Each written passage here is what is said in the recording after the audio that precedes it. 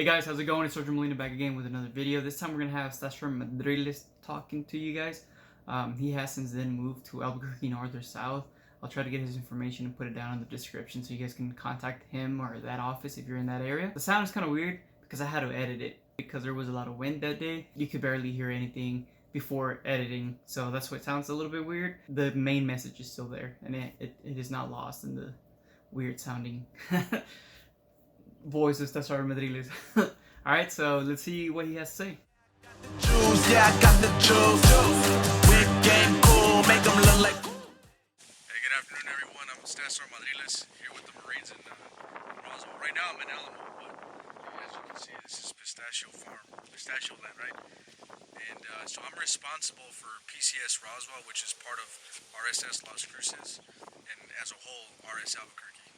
So essentially, the schools that I'm responsible for is Ruidoso, Artesia, a lot of the schools in Roswell. There's about 3 of them.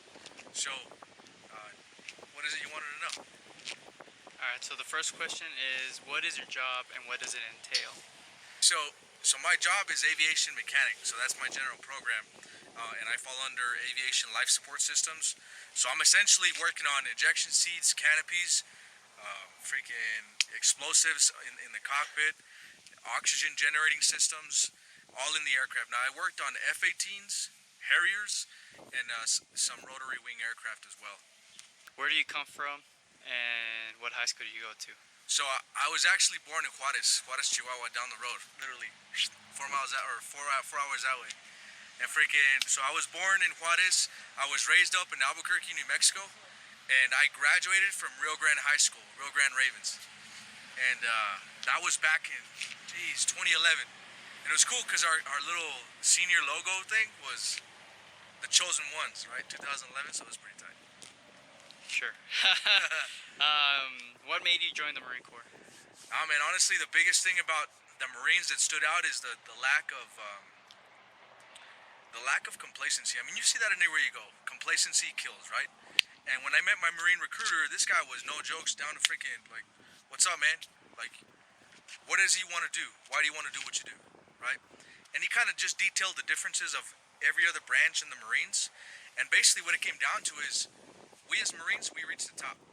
Meaning, all the training we've undergone is recognized by all the other services, right?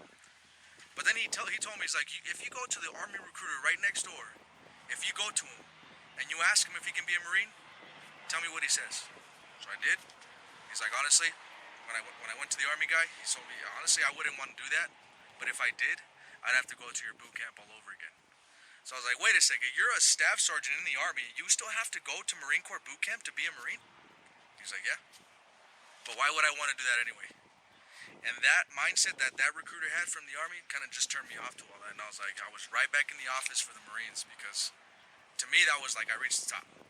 You know, you're talking about Everest, the peak, I made it. And that's why I did what I did. What places have you been to because of the Marines and what units? So my first unit, Like boot camp stuff. boot camp. Okay, so boot camp.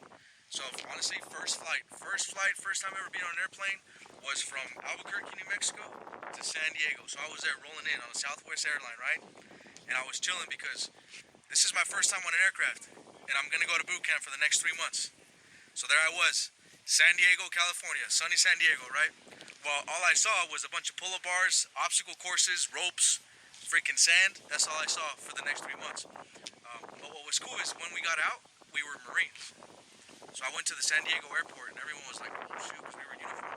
And they were just looking at us with respect. Right? And I respected them too, but it was the way they looked at us was special. Once I got out of boot camp, I went to my job school, which was in Pensacola, Florida. Now Pensacola, Florida, I don't know if y'all been, it's pretty nice, but I'll tell you right now, it's humid, so you might want to take like, I don't know, some talc or something like that for some of y'all.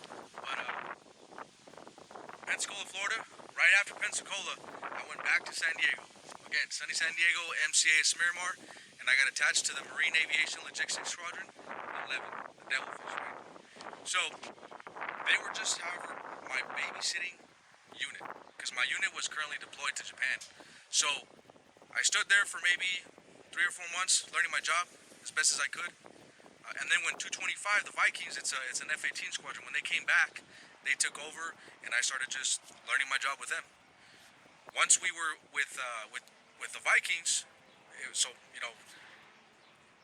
we went. I think the first detachment was to 29 Palms, California. I don't know if y'all know this, but it's pretty crazy out there. It's nice. You might want to check it out.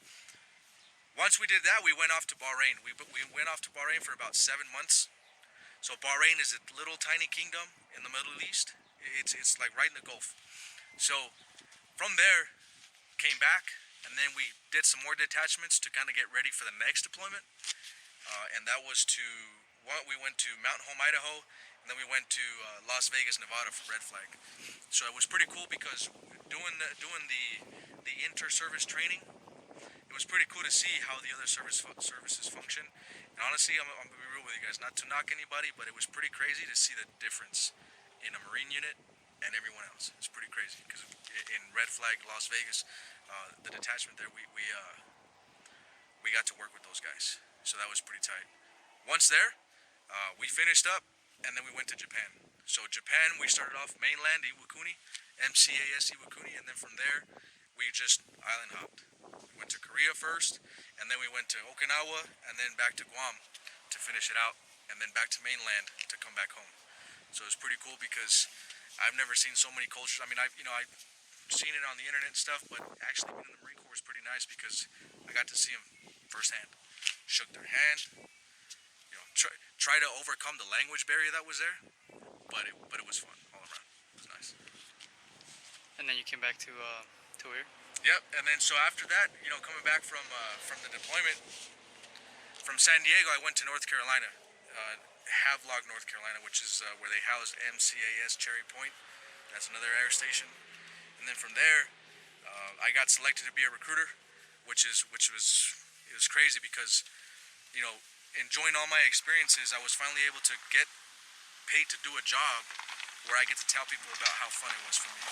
And honestly, it's been great ever since. I've been I like to say that I spread the gospel of the Marine Corps, meaning, gospel's good news, and I come to bear good news to all these individuals out here who think that, oh, this is it. No, that's not it, man, because I got you. Amazing memory you have from the Marine Corps. Your best memory.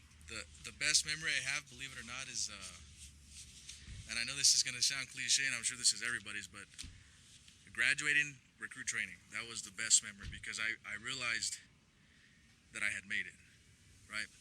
And a lot of times it was a rush because, I had spent 3 months here training to get ready, training to be a warrior, and I got to the finish line, and that was, to me, that was the best feeling in the world. Outside of my son being born, that was the best feeling in the world. If you can name one life lesson that you've learned from the Marine Corps. This is one of the things that I like to stress to all the individuals that I lead or I come into contact with. Bloom where you're planted. So essentially, no matter where you're at, you can always find someone in a worse situation. And that's not to make light of your situation, but it kind of comes down to, you're here, make the most of it, right?